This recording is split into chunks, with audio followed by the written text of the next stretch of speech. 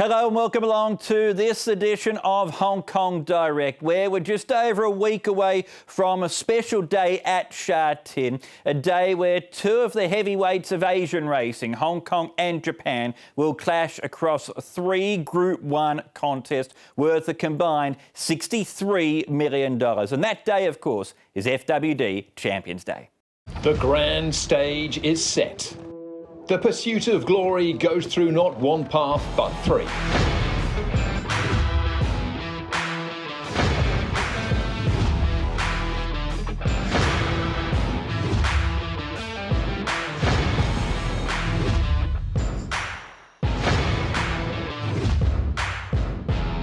Three Group 1 races in one day. The FWD QEII Cup. The FWD Champions Mile. The Chairman Sprint Prize. This year, who will come out victorious? Watch as Golden 60, the homegrown hero with 13 consecutive wins, leads our Hong Kong team into the clash of the champions.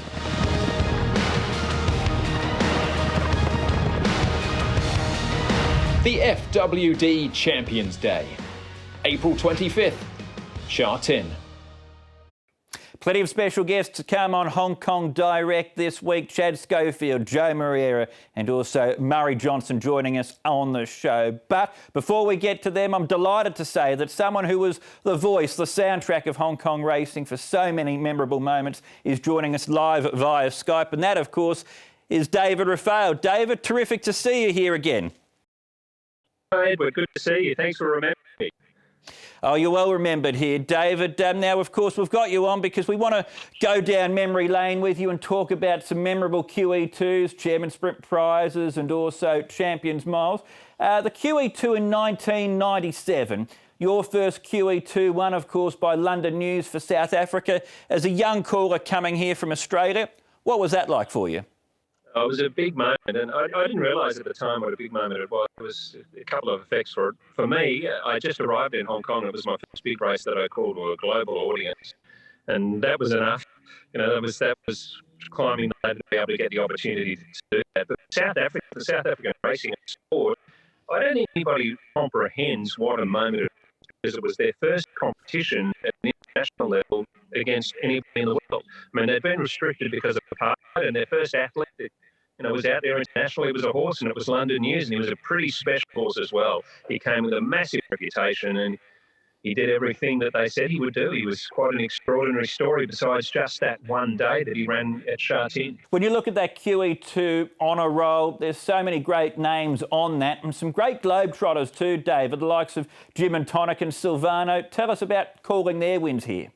They were just special horses, and they brought all the world form together, because in those days the money for the big international races was, there was no competition for that amount of prize money. Now around the world there's a lot of big races or big prize money races you could go for, and QE2 was building the trip, and the competition internationally was so widely respected. And horses like Jim and Tonic, they just seemed to get on a plane and improve. Silvano was the same. He was an exceptional horse. For him to do what he did in Hong Kong, he made it very simple. The Japanese started turning up and winning the race as well. It was a great level playing field for the world to turn up at, because that's what Sha Tin's about. It's a very flat and a very fair track for everybody.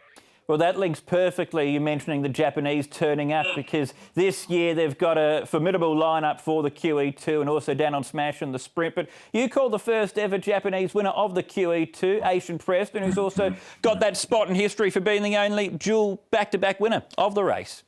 Yeah, he just lost the place. He's another one that just turned up in the flat track and the pace. And normally they go so much harder in Japan than they do in Hong Kong, especially in 10 furlong races. Sometimes they can tip up, but he seemed to excel. And here comes Asian Preston again. He's doing it all over again. Asian Preston comes after Grandera. Agnes Digital goes with him. It's the Japanese 1-2. Asian Preston. Agnes Digital doesn't want to be beat. Asian Preston in front. Getting home late Indigenous. Asian Preston wins it. Indigenous flew late in a photo for second with Agnes Digital. There's a race I've been really dying to ask you about, David, from your calling days here in Hong Kong. It's the Bullish Luck Silent Witness Champions Mile of 2005. Before we get to the aftermath, just set the scene. Did you go to the races that day thinking you were going to call Silent Witness just winning again? We all thought that he wouldn't be beaten, but there was an inkling of doubt because he was stepping to 1,600 metres. Bullish Luck, we all believed he was a world-class miler, but we had this situation where one was going to be in front and Bullish Luck was probably going to go out the back and down the outside, and he's going to have to give away 2 round to Silent Witness. And that Silent Witness was a little suspect the last stride, which he wasn't. They were 1:33 and 3 or something like that. They were an extraordinary time.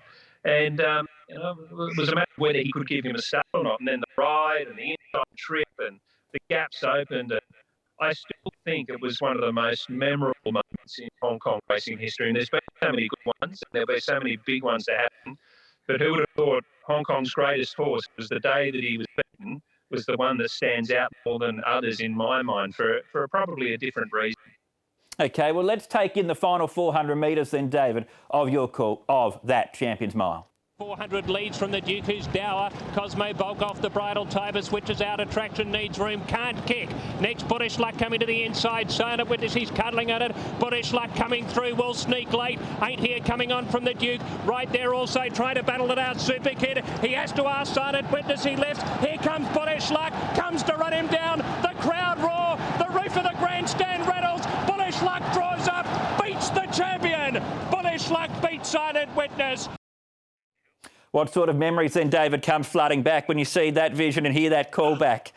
I can't believe it. The 6 and 700. I was watching Silent Witness and I could just see Gerald Mosse sticking to the fence and sneaking ground and getting through. And then I still remember Super Kid coming off the fence and the gap was there. And instantly at the 400, it was, this horse is going to be right on the back of Silent Witness. He's going to run him down. And I just had this feeling at the 400 that he was close enough to be able to get him.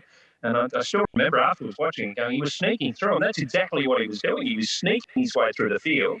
And I'm sure if you asked Felix, he would have been thinking, I'll see this horse right down the outside fence getting home. But it was almost robbery to some extent because he didn't get a cheap trip, but he got a good trip through, and he was able to grab him for the last strides. It was an amazing race. I mean, I still get goosebumps just listening to the last few strides and watching it because the roar that day, I've never really heard a roar anywhere like it.